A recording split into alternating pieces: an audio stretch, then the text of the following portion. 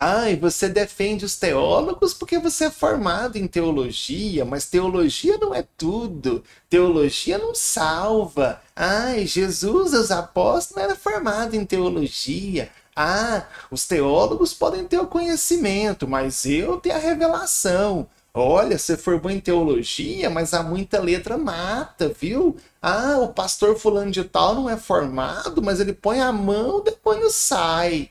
Ai.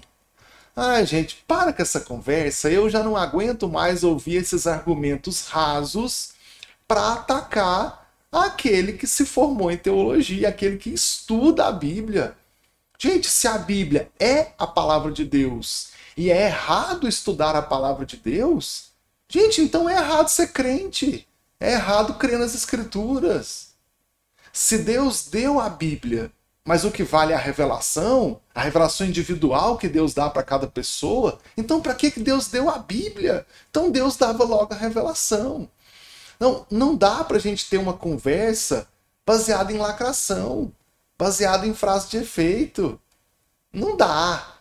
Mas eu quero comentar aqui sobre os pastores formados e os pastores não formados. O que eu acho sobre isso? Primeira coisa, o que é um curso de teologia?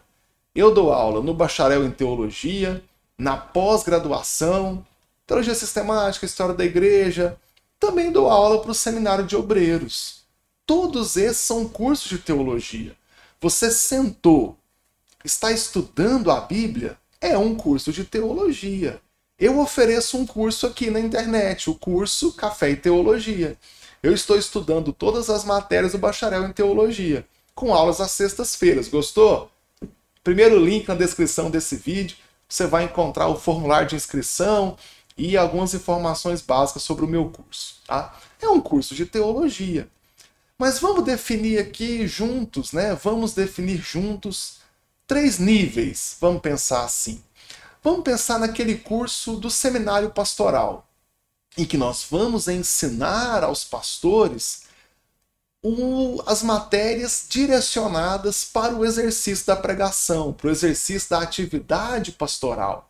Então, muito focado na Bíblia em si, para que possa fazer boas pregações, baseados no aconselhamento, no dia a dia da igreja. Então, o seminário pastoral.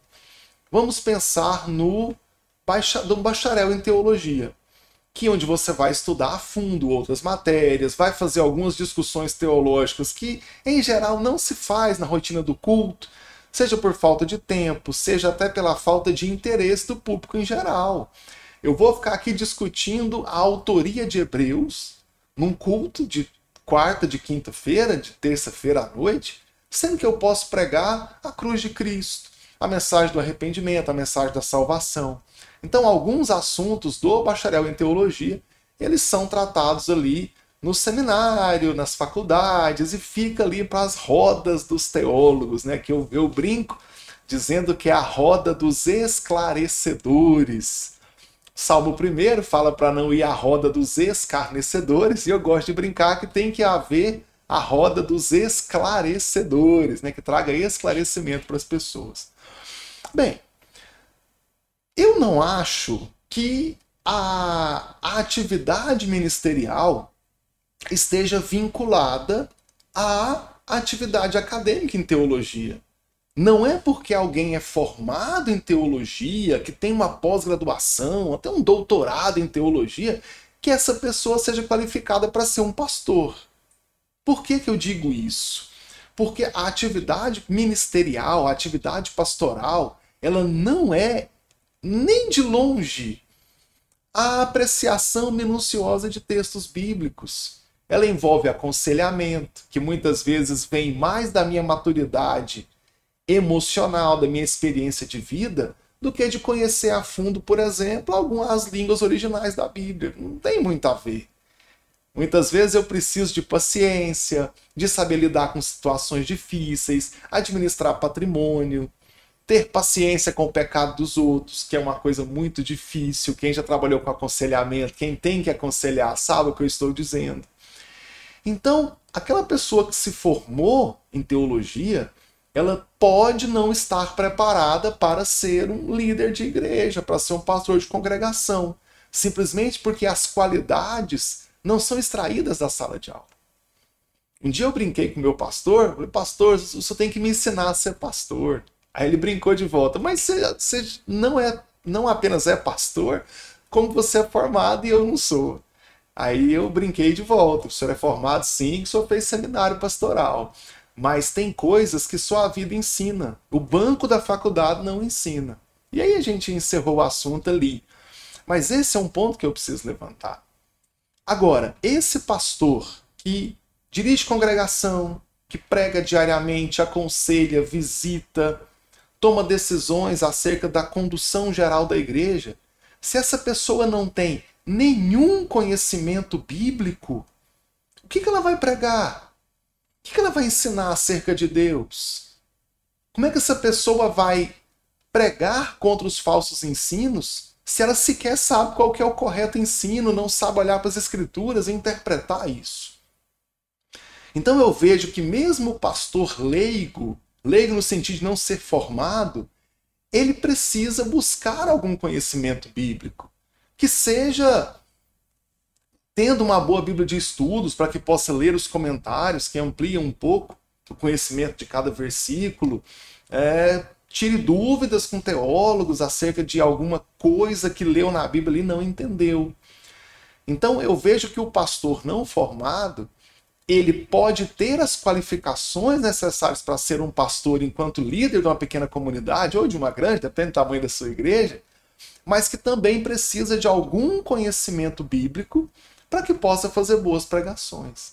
Mas eu vejo que esse pastor não pode desprezar o bacharel em teologia, o mestrado em teologia, porque preciso reconhecer que alguns assuntos eu preciso mesmo de alguém com conhecimento profundo, especialmente para combater falsos ensinos, combater heresias, para combater críticas à fé cristã, que tem muita gente que não é crente, mas sabe muito da Bíblia e usa esse conhecimento para atacar a fé cristã. E aí, quem é que vai contra-atacar? É aquele que também estudou. E aquele que estudou muito, ele não pode menosprezar aquele que não estudou. Por quê? Porque ele não é autossuficiente. Porque eu posso ser um doutor em teologia, mas que sou um completo incapaz de aconselhar, de liderar pessoas, de tratar alguém que está em pecado precisando de ajuda. Eu posso ter muito conhecimento teórico das Escrituras, mas ser incapaz de um bom aconselhamento. Então aquele que é formado, ele não deve desprezar o não formado, porque ninguém é autossuficiente. Só Deus é autossuficiente, nele habita a plenitude, em nós não. Então o que eu vejo?